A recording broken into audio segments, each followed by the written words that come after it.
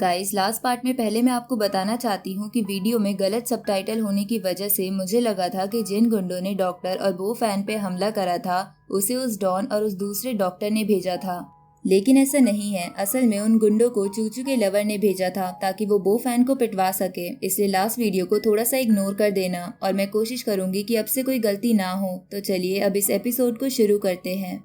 तो इस एपिसोड की शुरुआत में वो डॉटर उन गुंडों से बात कर रही थी। तभी बो फैन अपना सामान रखने के लिए गाड़ी की तरफ आता है तो वो डॉटर बो फैन से पूछती है कि तुम इन गुंडों से क्यों नहीं लड़ रहे हो। ऊपर से अभी अभी एक गुंडे ने तुम पर अटैक करा था लेकिन तुम उससे बचकर इधर आ गए हो।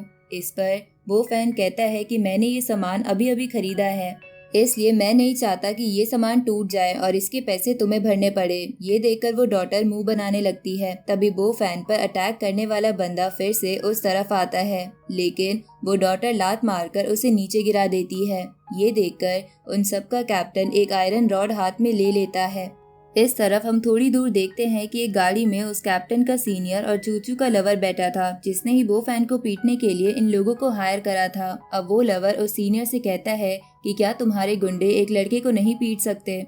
इस पर वो सीनियर कहता है कि तुम्हें जल्दी किस बात की है, जो पिटे हैं वो बस नए नए ग्रुप में शामिल हुए थे। मेरा असली तुरुप का इक्का तो वो कैप्टन है जिसने बचपन से मार्शल आर्ट की ट्रेनिंग ली है और उसने इतनी कड़ी ट्रेनिंग करी है कि उसका सर लगभग आयरन का बन चुका है और उसके आयरन हेड से जीतना लगभग नामुमकिन है। इसलिए थोड़ी देर रुककर बस आगे का नजारा देखो। ये सुनकर चूचू का लवर उस सीनियर से कहता है कि मैं पूरे $1,00,000 लेकर आया हूँ, मुझे बस उस लड़के की टांगे चाहिए। इस पर वो सीनियर उस लवर से कहता है कि पैसे को गाड़ी में ही रखो।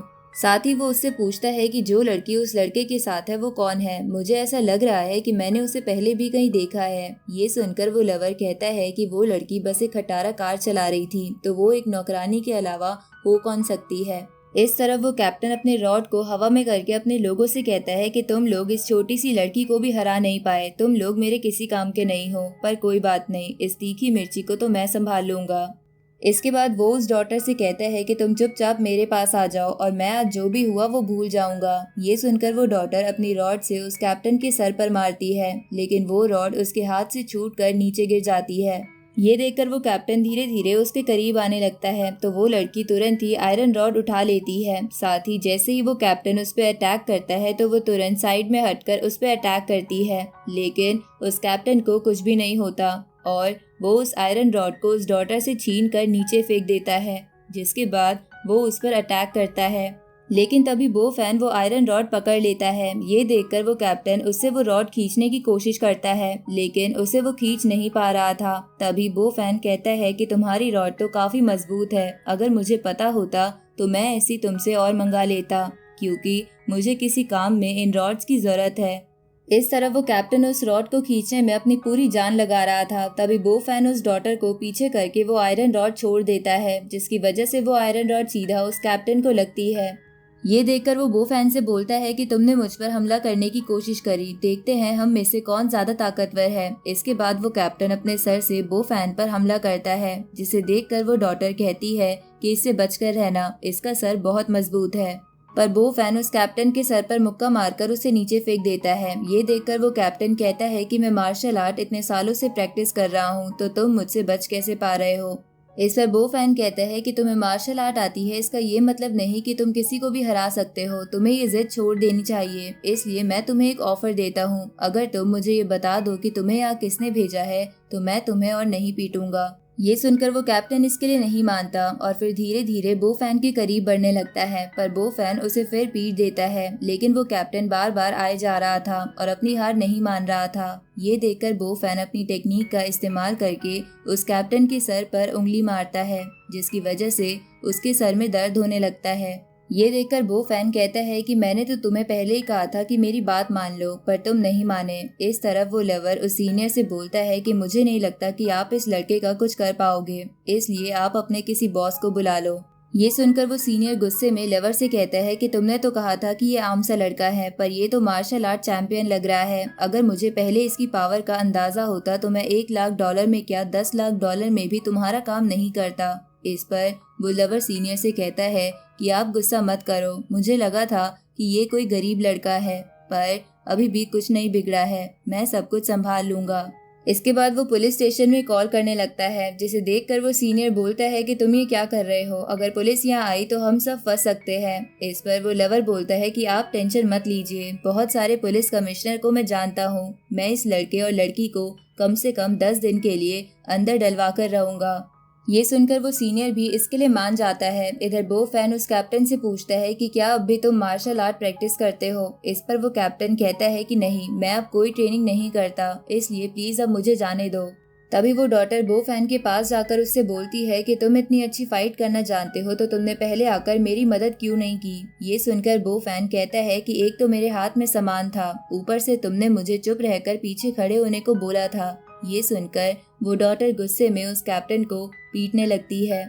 इस पर वो कैप्टन बोलता है कि अगर आपको गुस्सा आ रहा है तो आप इसे पीटिए ना, मुझे क्यों पीट रहे हो। लेकिन वो डॉटर लगातार उसके सर पर मारने लगती है, जिसे देखकर वो कैप्टन कहता है कि दीदी प्लीज रुक जाओ, मेरा सर बहुत दर्द हो रहा है। उसी वक्त वहाँ पुलिस आ जाती है और इंस्पेक्टर अपने सभी ऑफिसर्स को उन गुंडों को पकड़ने के लिए कहता है।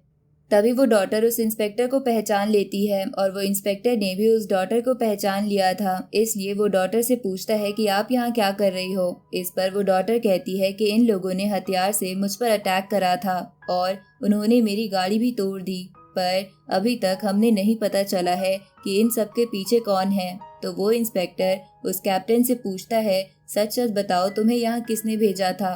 उसी वक्त वो डॉटर फिर से उस कैप्टन के सर पे मारती है, तो वो कैप्टन बोलता है कि फिर से मुझे मारना मत शुरू करो, मैं सब कुछ सच बता दूंगा। तभी बो फैन बोलता है कि अब मेरा क्या होगा, अब मुझे घर कौन छोड़कर आएगा।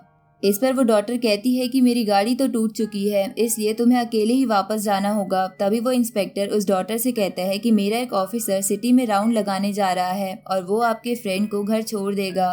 इस पर बो फैन बोलने लगता है कि मैं इसका कोई फ्रेंड नहीं बल्कि अंकल हूँ, लेकिन वो लड़की गुस्से में बो फैन को चुप करा देती है। इसके बाद वो इंस्पेक्टर अपने ऑफिसर से कहता है कि इन दोनों को ठीक से घर छोड़ आना। अब बो फैन और वो डॉटर उस ऑफिसर की कार में घर जाने लगते हैं, जिनके जाने के बाद वो इंस्पेक्टर कैप्टन से पूछता है कि तुम्हें यहाँ किसने भेजा था। जिस पर वो कैप्टन बोल देता है कि मुझे यहाँ मेरे सीनियर ने भेजा था, जो पास वाली गाड़ी में बैठे हैं।